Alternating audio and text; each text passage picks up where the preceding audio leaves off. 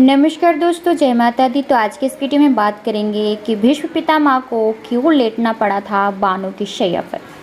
चलिए वीडियो शुरू करते हैं। भीष्म पितामह महाभारत की कथा के एक ऐसे नायक हैं जो आरंभ से अंत तक इसमें रहे। भीष्म पितामह ने जीवन भर अपनी प्रतिज्ञा का पालन किया और हस्तिनापुर को सुरक्षित हाथों में देखकर ही अपने प्राणों का त्याग किया।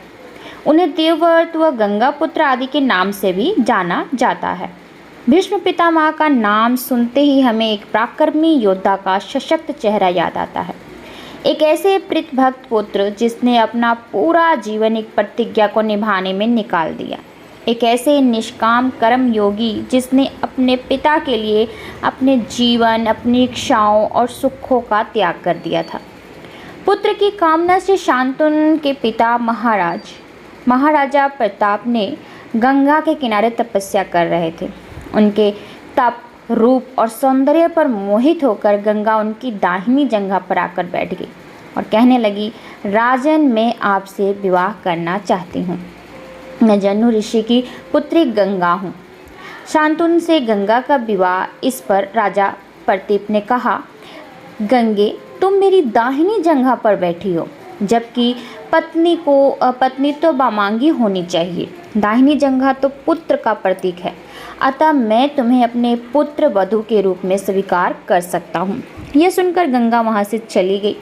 जब महाराज प्रताप को पुत्र की प्राप्ति हुई तो उन्होंने उसका नाम शांतनु रखा और इसी शांतनु से गंगा का विवाह हुआ।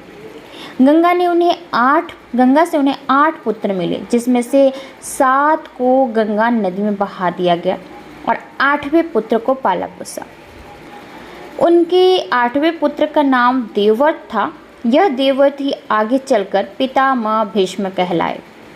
गंगा पुत्र भीष्म पिछले जन्म में घौ नामक वसु थे। एक बार पृथु आदि वसु अपनी पत्नियों के साथ मेरु पर्वत पर भ्रमण कर रहे थे। वहाँ वशिष्ठ ऋषि का आश्रम भी था। एक वसु पत्नी की दृष्टि ऋषि वशिष्ठ के आश्रम में बंधी नंदिनी नामक गाय पर पड़ गई।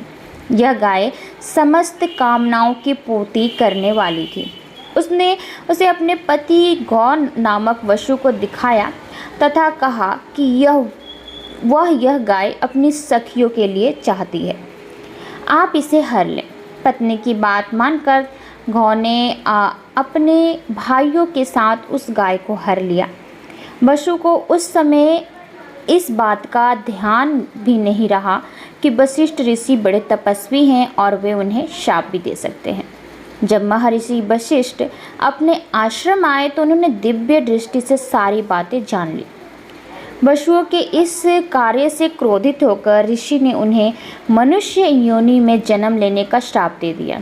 वसुओं को जब यह बात पता चली तो वे ऋषि वशिष्ठ से क्षमा मांगने आए।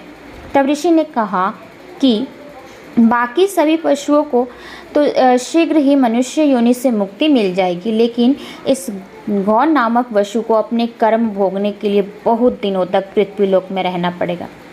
यह पृथ्वी पर संतानहीन रहेगा। महाभारत कथा के अनुसार गंगा पुत्र भीष्म व गौ नामक वसु थे। श्राप के प्रभाव से वे लंबे समय तक पृथ्वी पर रहे तथा अंत में अपनी इच्छा मृत्यु से ही अपने प्राण त्याग दिए। हालांकि मृत्यु के दौरान वे 6 महीने तक बाणों की शैया पर लेटे थे।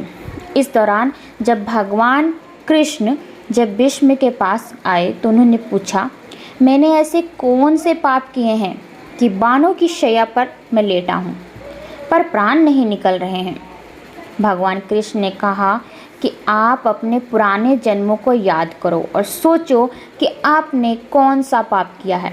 भीष्म बहुत ज्ञानी थे।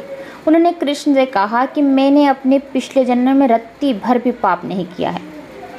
कृष्ण ने उन्हें बताते हुए कहा कि पिछले जन्म में जब आप राजकुमार थे और घोड़े पर सवार होकर कहीं जा रहे थे, उसी दौरान आपने एक नाग को जमीन से उठाकर फेंक दिया तो कांटों पर लेट गया था, पर 6 माह तक उसके प्राण नहीं निकले थे। उसी कर्म का फल है जो आप 6 महीने तक बाणों की शैया पर लेटे हैं पर आपके प्राण नहीं निकल रहे हैं। तो उम्मीद करती हूँ कि आज की वीडियो आप सबको अच्छी लगी होगी। चलिए मिलते हैं आपसे अगली वीडियो में, तब तक के लिए आज्ञा दीजिए। धन्यवाद।